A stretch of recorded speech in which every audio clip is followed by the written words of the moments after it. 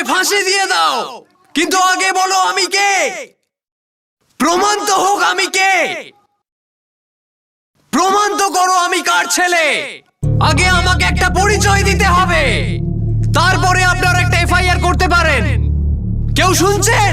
মাথা খেয়ে নিয়েছে, নিজেও একটা পাগল, আমাদেরও পাগলা গারদে পাঠিয়ে ছাড়বে। প্রমাণ করো আমি কে, আগে প্রমাণ নিয়ে আসো আমি, তারপর আমার সাথে সবকিছু করো। প্রমাণ নেই তো আমিও নেই, আমি নেই। পাগলটা কে এত চেঁচাচ্ছে? স্যার, এক অপরাধীর নাম হলো সুনীল। এফআইআর এ সুনীল নামটাই লেখা আছে। ওকে ধরতে একটু সময় লাগলো, কিন্তু ধরা পড়ার পর থেকে একটা কথাই বলে চলেছে। কি? এই যে এফআইআর এ ওর নাম কি আছে। দোস্ত আমি স্বীকার করে নেব, আগে বলুন এফআইআর এ আমার নাম কি আছে। স্যার, অপরাধীর পদবি যে খারে সেটুকু আমরা জানি। এই নাম নিয়ে সমস্যাটা কি, আর পরিচয়টা নিয়ে এত উদ্গ্রীব কেন ওই সুনীল খাড়ে? ওর মাথাটা ঠিক আছে তো? স্যার, এ একটু খ্যাপা আছে। যখন মার খাবে না তখন সব খ্যাপামো সেরে যাবে। ওর ফাইলটা নিয়ে এসো। Yes sir.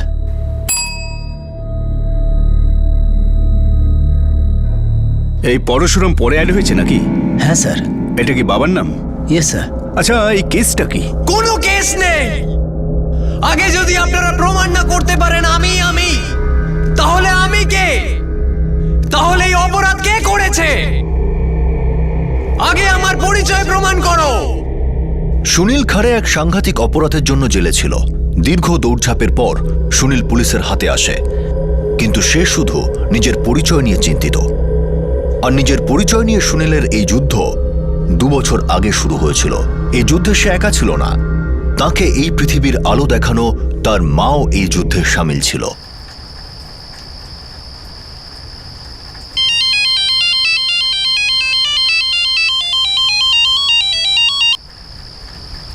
হ্যাঁ বলো মা। তোর বাবা আর বেঁচে নেই, কি? সব শেষ হয়ে গেছে। ওনার গ্রাম থেকে জানতে পারলাম যে আজ সকালে ওনার অ্যাটাক হয়েছিল। বাবা মানে বডি কোথায় আছে? ওনার বাড়িতে। মা আমি আসছি। আমি আর মেঘনা এখানে তোর অপেক্ষা করছি, তুই তাড়াতাড়ি চলে আয়।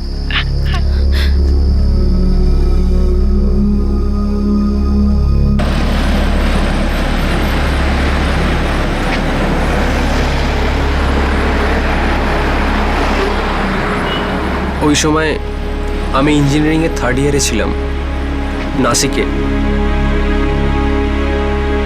আমাদের বাড়ি আম্বাখেরে ছিল, যেখানে আমার মা আর ছোট বোন মেঘনা একসাথেই থাকতো।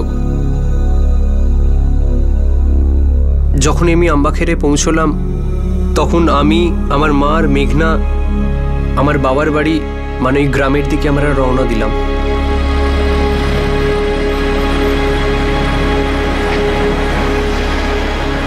মা, বাবা ওখানে কবে গেছিল? গত সপ্তাহে, যখন থেকে ওনার শরীরটা খারাপ হয়। আমার বাবা শেষ নিঃশ্বাস ওনার বাড়িতেই নিয়েছিলেন, ওই গ্রামেই। সেখানে আমার মা আর আমরা 2 ভাই বোন প্রথমবার পা রাখতে যাচ্ছিলাম।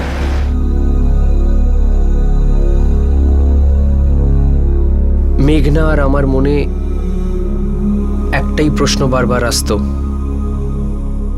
যেটা জিজ্ঞেস করার সাহস কোনোদিনও হয়নি। আর ওই প্রশ্নের জবাব ওই অপয়া দিনেই আমরা পেলাম।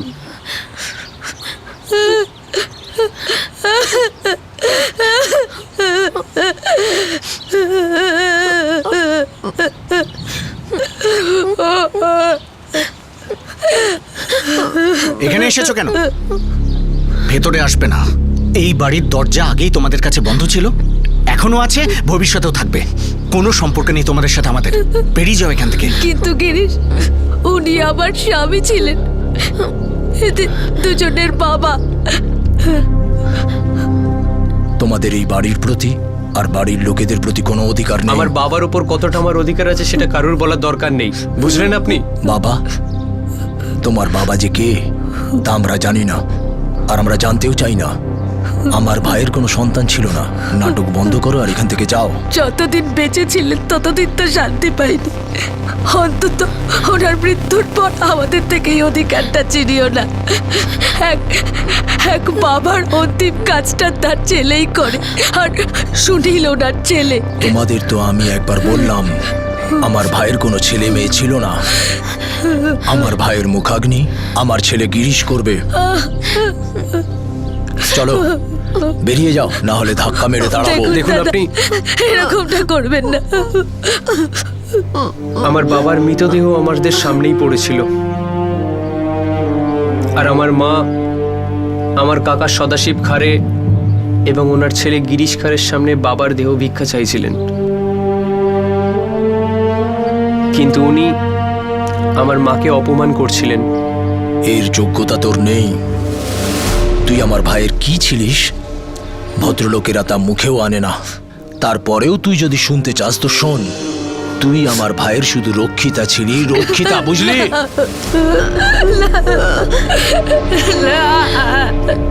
আমাদেরকে বাবাকে শেষ প্রণামটাও করতে দেয়া হয়নি। মা,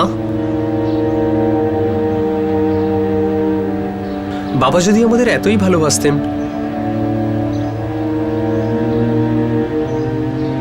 তাহলে বাড়ির লোকের সঙ্গে কেন দেখা করায়নি? কোনো প্রসঙ্গও তোলেনি। এমনটা কেন মা? মা, মা, তোমাকে বলতেই হবে।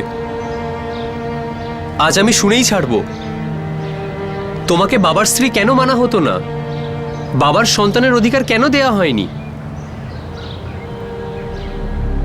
বলো মা।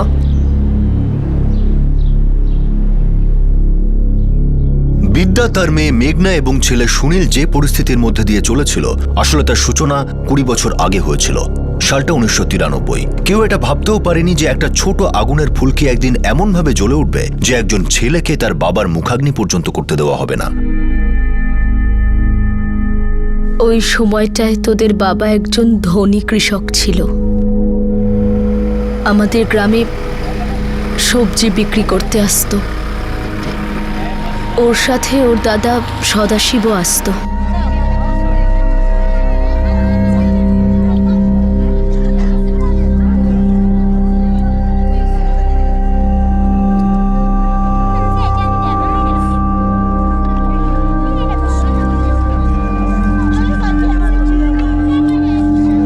কি চাই দিদি? এটা 2 টাকা কিলো। তোমার নাম বিদ্যা, তাই না?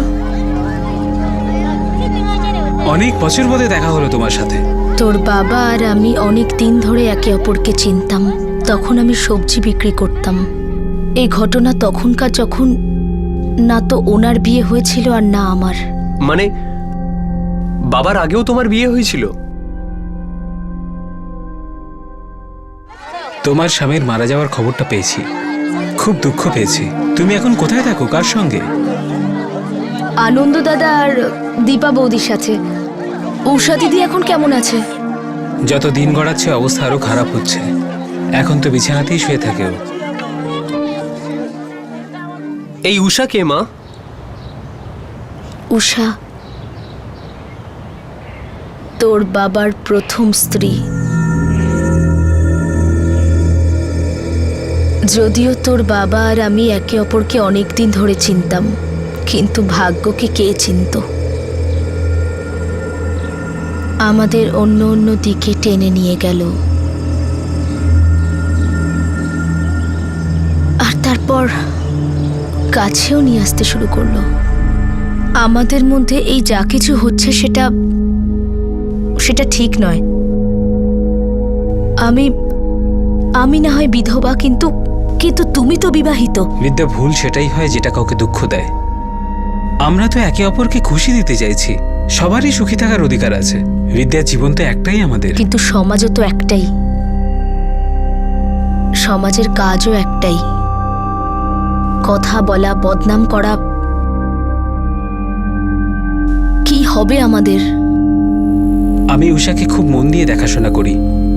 যখন যখন ওকে হাসপাতালে নিয়ে যাওয়ার দরকার হয়, আমি ওকে নিজে নিয়ে যাই।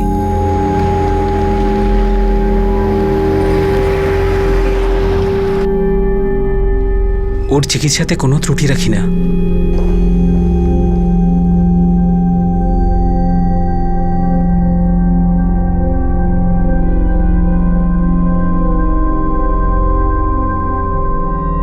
আপনার স্ত্রীর ক্যান্সারের ট্রিটমেন্ট চলছে, আর এই অবস্থায় মা হওয়া ঠিক হবে না, কারণ এতে বাচ্চা আর মায়ের ক্ষতি হতে পারে।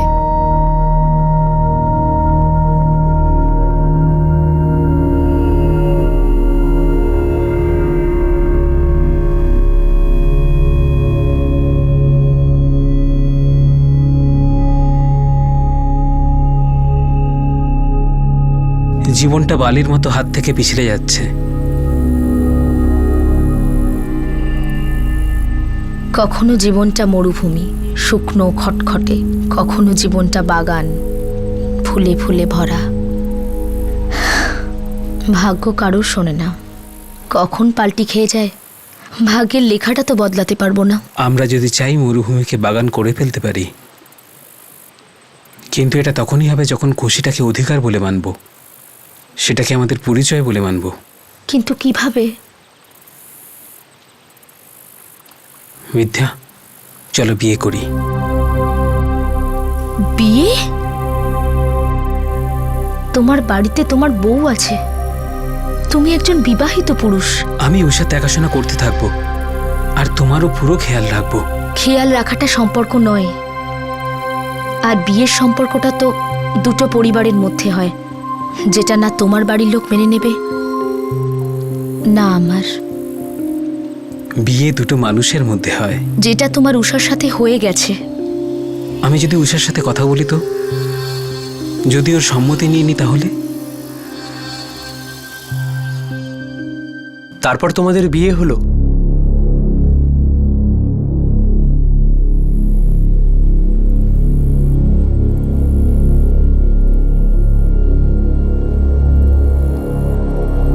পাগল হয়েছিস?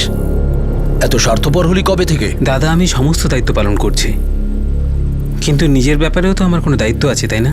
উষা শুধু তোর একটা দায়িত্ব, আর কিছু নয়। উষার জায়গায় তুই যদি বিছানায় পড়ে থাকতিস, ও এমন করতো, তাহলে তোর কেমন লাগতো বল? আমাদের সমাজে পুরুষের একটি বিয়ে হয়, আর এই মেয়েটাকে দেখ, নিচু জাতের, তার উপর বিধবা। দেখ, এসব একদম চলবে না, বুঝে নে। উষা থাকতে তোর দ্বিতীয় বিয়ে হবে না।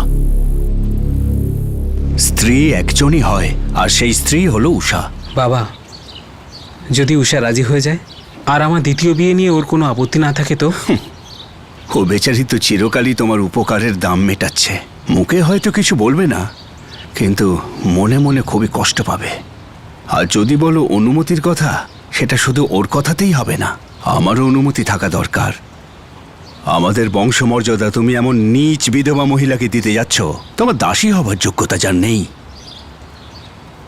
এই গ্রামে আমার একটা সম্মান আছে, আর আমি বেঁচে থাকতে ওই মহিলা এখানে ঢুকতে পারবে না। বাবা আর বড়দা, আপনারা বড়, তাই আপনাদের আগে জানানোর প্রয়োজন মনে করেছিলাম, কিন্তু আমি কারোর কাছ থেকে অনুমতি চাইতে আসিনি।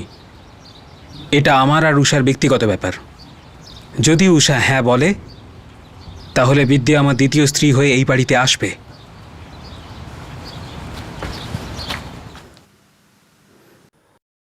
উষা, তুমি একবারের জন্য এটা ভেবো না যে আমি তোমাকে ভালোবাসি না। কিন্তু উষা, ভালোবাসার সঙ্গে যখন এই শব্দটা জুড়ে যায়, তখন প্রেমের আর সম্পর্কের ইতি টানতে শুরু হয়ে যায়। আমার স্বামী আমার অধিকার অন্য কাউকে দিতে চাইছে, আর আমার কাছে অনুমতিও চাইছে। মানছি, আমি ওকে কোনো সুখ দিতে পারিনি। ব্যাস, ওর পুরো জীবনটা কেটে গেল শুধুমাত্র আমার সেবা করতে করতে। হয়তো ওর জায়গাতে ঠিক, কিন্তু বিয়ে ঠিক পরপরই এই অসুস্থতা। আমি তো সব নিজের ইচ্ছাতে তো করিনি। আরে সাবধানে সাবধানে।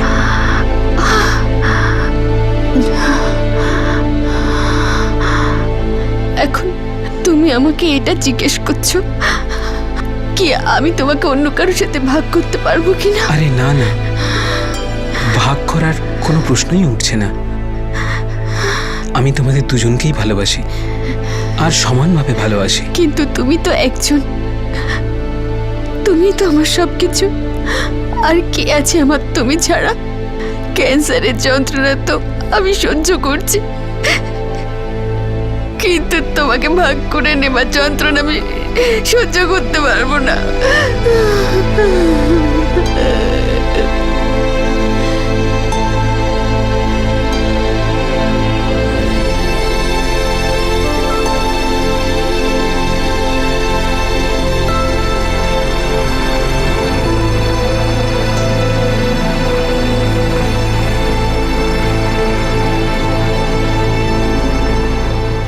আনন্দদা, বিদ্যার নিজেরও জীবন আছে, আর তাছাড়া আপনারা কদিন ওর সঙ্গে থাকবেন? বিদ্যা আমার বোন, কিন্তু তাতে আপনার কি?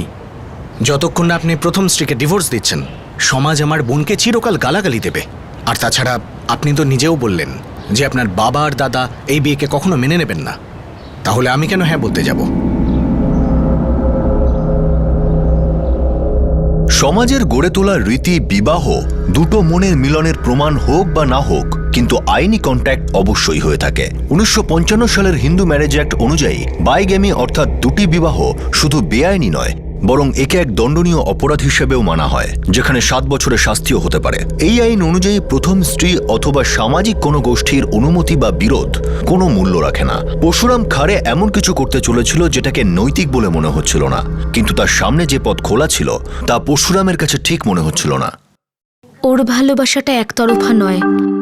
যতটা ও চায় বিয়ে করে আমার সাথে থাকতে, ততটা আমিও চাই। চাওয়ার আবার কি আছে বিদ্যা? আমরা তো অনেক জিনিসই চাই। মানুষ কোনো জিনিস নয় দাদা, মানুষ মানে তো জীবন। কিন্তু উষা এখনো জীবিত। হ্যাঁ, অসুস্থ আছে, কিন্তু এখনো বেঁচে আছে। দেখুন পরশুরামবাবু, আপনাকে একটা কথা বলি, যদি আপনি আমার বোনকে এতটাই ভালোবাসেন, বিয়ে করতে চান, তাহলে উষা দেবীকে ডিভোর্স দিচ্ছেন না কেন? না আনন্দদা, এটা সম্ভব নয়। উষা যতদিন বাঁচবে আমার স্ত্রী হিসেবেই বাঁচবে। আমি ওর দেখাশোনা করব। উষার আমাকে ততটাই প্রয়োজন যতটা আমার আর বিদ্যার একে অপরকে। একটা লোক তো দুটো নৌকায় পা দিয়ে চলতে পারে না। আনন্দদা, আমি বিদ্যাকে বিয়ে করে দুটো নৌকাকে একটা নৌকো বানাতে চাইছি। একটা এমন মজবুত নৌকো যেটা সমস্ত ঝড়ের মুখোমুখি হতে পারবে। সুশীল, মহেশ, তোমরা দুজন সাক্ষী হবে আমার আর বিদ্যার বিয়ের। আরে ভাই পরশুরাম, এতে জিজ্ঞেস করবার কি আছে? হ্যাঁ, আরে আমরা সব বন্ধু তো। কিন্তু তুমি বিয়ে কোথায় করবে, কিভাবে? যেভাবে সবাই করে, মন্দিরে সমস্ত নিয়ম মেনে। তোদের বাবার সাথে আমার সব নিয়ম মেনে বিয়ে হয়েছিল। তোদের আনন্দ মামাও ছিলেন বিয়েতে। গায়ত্রী মায়ের মন্দিরে বিয়ে হয়েছিল আমাদের। দিনকর উপাধ্যায় পুরোহিত ছিলেন। আর এই বিয়ের সাক্ষী ছিলেন তোদের আনন্দ মামা, দীপা মামি, আর হ্যাঁ, তোদের বাবার বন্ধুরা সুশীল বাবু আর মহেশ বাবু।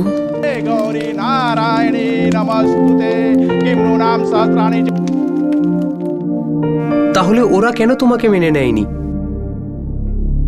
আমাদের কেন মেনে নেয়নি?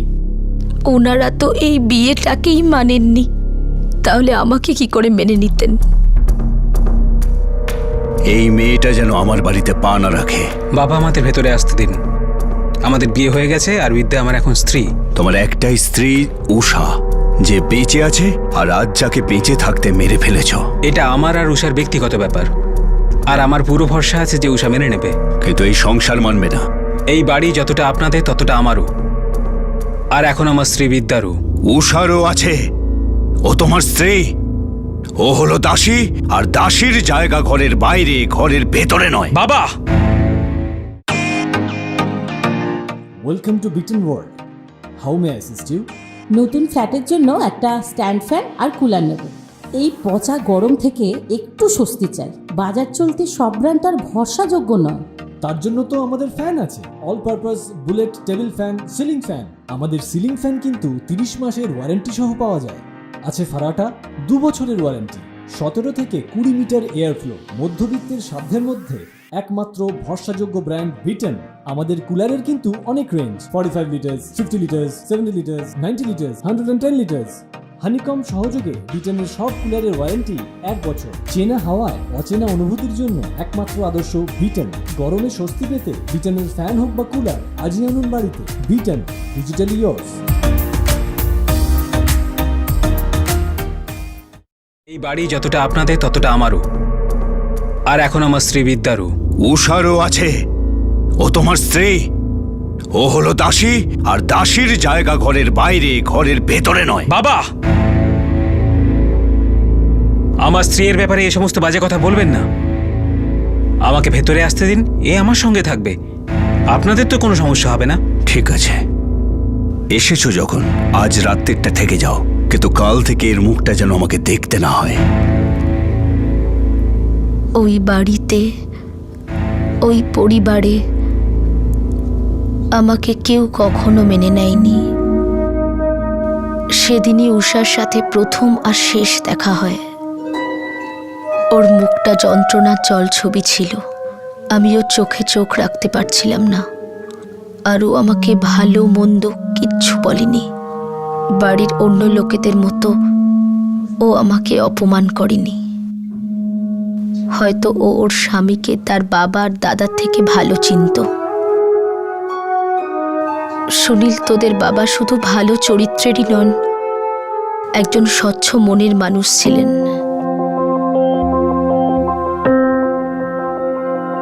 তোদের বাবা এখানে আমবাখিরে একটা বাড়ি নেয় আমার জন্য, যাতে আমার আর ওর গ্রাম থেকে দূরে আমরা এখানে একটা নতুন জীবন শুরু করতে পারি। ওর সময়টা উষা আর আমার মধ্যে সমানভাবে ভাগ হতো,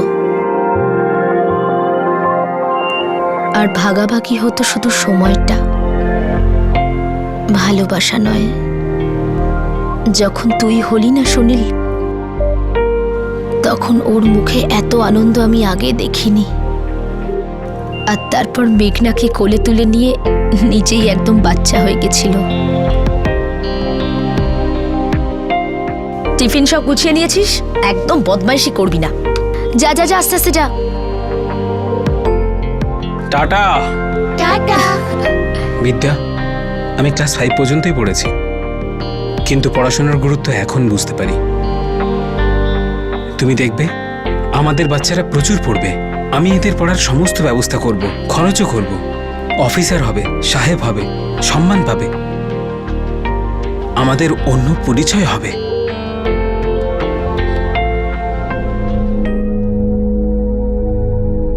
বাবা যখনই বাড়ি থাকতো না, তুমি বলতে বাবা কাজের জন্য বাইরে গেছে। কখনো কখনো গোটা সপ্তাহ, কখনো পুরো মাস। তখন বাবা উষার সাথে থাকতো। মা, তার মানে উষার কোনো সন্তান ছিল না? তো ঠাকুরদার কি একবারও মন করেনি যে একবার অন্তত আমাদের সাথে দেখা করুক? ওনারা তোদের তোদের নোংরা রক্ত ভাবত। তোরা তোরা আমারই সন্তান তো। আর ওনারা তো আমাকেই অপছন্দ করে। বাবার দাদাও তাই ভাবতো? হ্যাঁ, সদাশিব দাদাও। তোদের বাবা এখানকার কথা ওখানে বলতেন না, আর ওখানকার আলোচনা এখানে করতেন না। সুনীল, তুই জন্মাবার কয়েক বছর পরে আমি জানতে পারি যে তোদের দাদু প্রায় অসুস্থ হয়ে পড়তেন। কিছুদিন পরে উনি মারাও যান।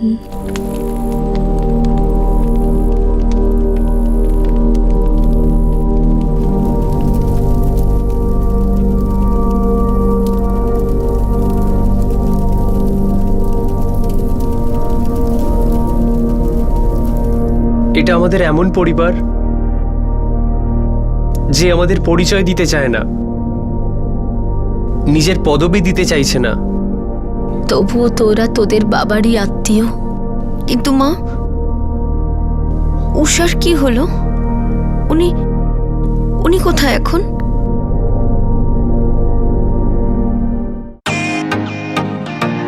Welcome to Beaton world, how may I assist you? নতুন ফ্ল্যাটের জন্য একটা স্ট্যান্ড ফ্যান আর কুলার নেব। এই পচা গরম থেকে একটু স্বস্তি চাই। বাজার চলতে সব ব্র্যান্ড তো আর ভরসাযোগ্য নয়। তার জন্য তো আমাদের ফ্যান আছে, all purpose bullet table fan, ceiling fan. আমাদের সিলিং ফ্যান কিন্তু 30 মাসের ওয়ারেন্টি সহ পাওয়া যায়। আছে ফারাটা 2 বছরের ওয়ারেন্টি, 17 থেকে 20 মিটার এয়ার ফ্লো। মধ্যবিত্তের সাধ্যের মধ্যে একমাত্র ভরসাযোগ্য ব্র্যান্ড বিটন।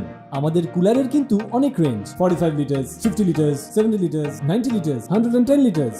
হানিকম সহযোগে বিটনের সব কুলারের ওয়ারেন্টি 1 বছর। চেনা হাওয়ায় অচেনা অনুভূতির জন্য একমাত্র আদর্শ বিটন। গরমে স্বস্তি পেতে বিটনের ফ্যান হোক বা কুলার, আজই আনুন বাড়িতে। Vuitton, digitally years. আমাদের এমন পরিবার যে আমাদের পরিচয় দিতে চায় না, নিজের পদবি দিতে চাইছে না। তবুও তোরা তোদের বাবারই আত্মীয়। কিন্তু মা, উষার কি হলো? উনি উনি কোথায় এখন?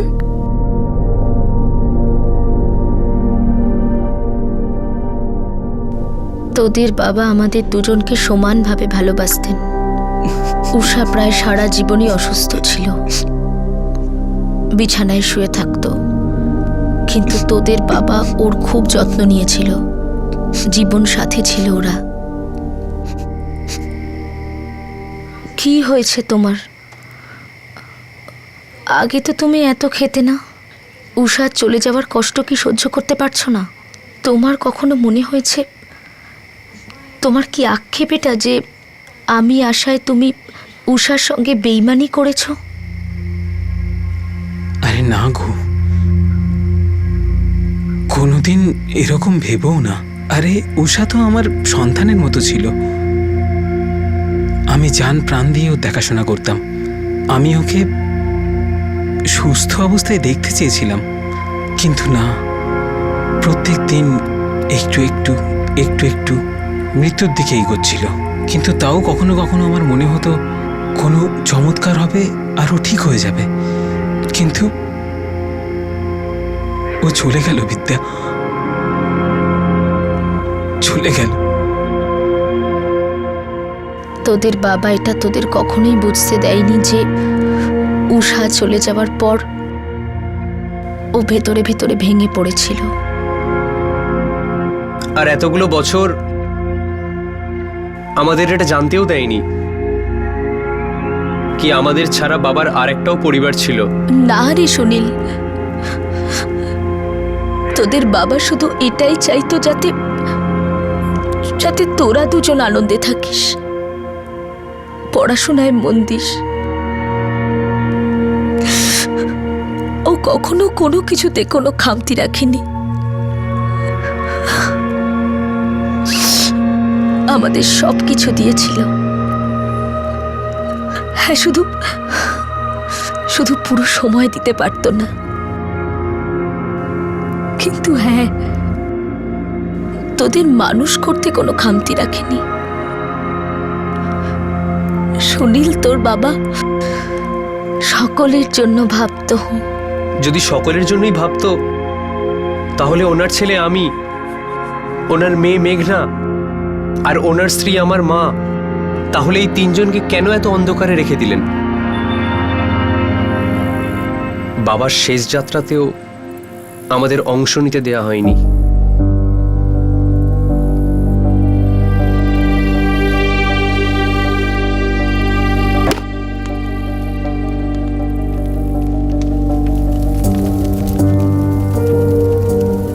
আমার হাত দিয়ে মুখাগ্নি তো দূরের কথা, চিতা থেকে আমাদের এতটাই দূরে রাখা হয়েছিল যে আমরা যেন অপরিচিত।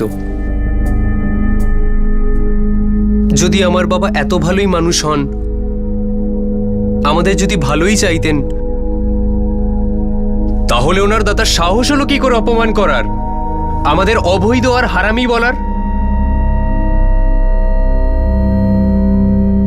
সুনীল, তোদের বাবার পরিবার আমার সাথে যা যা দুর্ব্যবহার করেছে,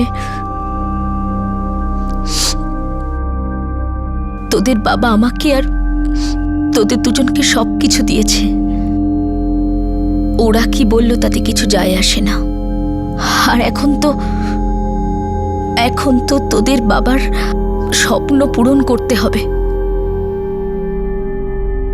ও এটাই চাইতো।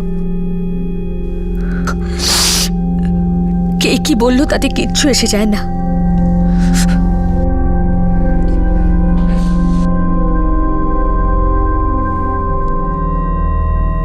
তারপর আবার চিৎকার করার প্রোগ্রাম কবে থেকে করবি?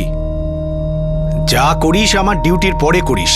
ভেতরে তুই আছিস আর টর্চার হচ্ছে আমাদের ওপরে। টর্চার কি হয় সেটা আমাকে জিজ্ঞেস করো।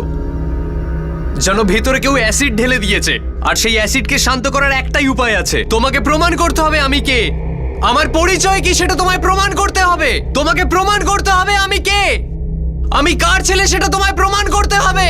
তোমাকে প্রমাণ করতেই হবে আমি কে। স্যার, আমি বিদ্যা দেবীর সঙ্গে কথা বলেছি, সুনীলের মা।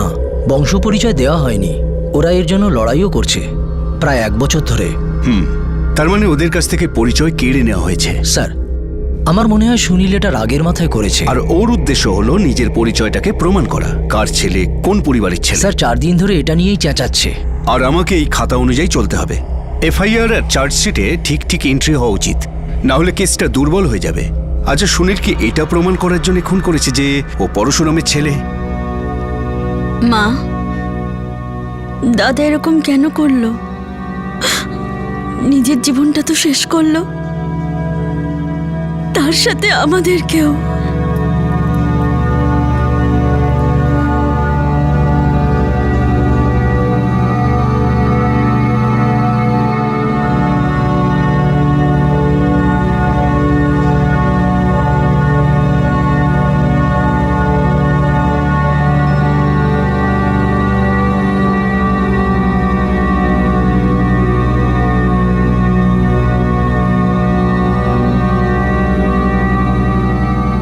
এমন কোন অ্যাসিডের দহন ছিল যার তেজের বশবর্তী হয়ে একজন সম্ভাবনাময় ইঞ্জিনিয়ারিং স্টুডেন্ট তার সামনে পড়ে থাকা উজ্জ্বল ভবিষ্যৎকে পায়ে ঠেলে অপরাধের বিষাক্ত পথ বেছে নিল? নিজের পরিচয়, নিজের নাম নিয়ে সুনীল খারেও কি ততটাই যন্ত্রণায় ভুগেছিল যতটা তার মা বিদ্যা খারে ভুগেছে?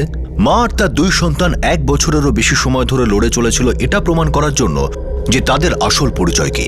বিদ্যা প্রমাণ করতে চাইছিল যে তার স্বামীকে, আর মেঘনা এবং সুনীল প্রমাণ করতে চাইছিল তাদের বাবাকে। এই পরিচয়ের লড়াই কিভাবে অপরাধের রূপ নিল, তাও মার্ডারের মতো গুরুতর অপরাধের? সুনীল নিজের নিরাশা, নিজের ফ্রাস্ট্রেশনকে ব্যক্ত করার জন্য অবশেষে কাকে হত্যা করলো?